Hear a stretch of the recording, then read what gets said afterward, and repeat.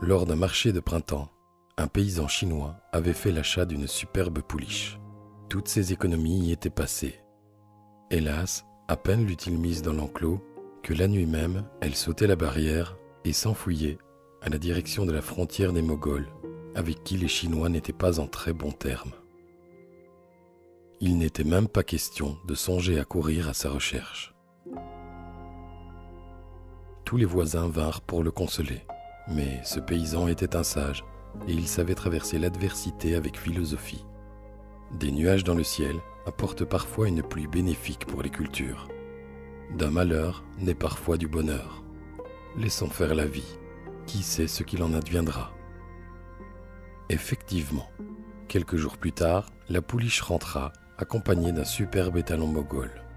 Tout le village défila pour l'admirer et féliciter le paysan pour sa bonne fortune.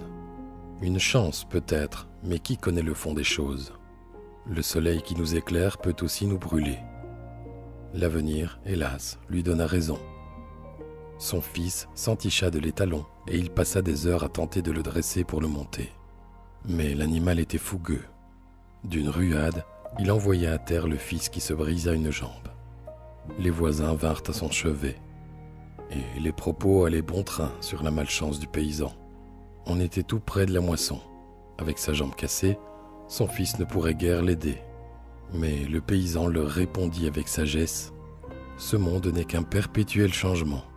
Qui sait si les calamités ne deviennent pas des bénédictions ? Songez à la lave des volcans qui dévaste tout, mais nous donne un limon fertile. »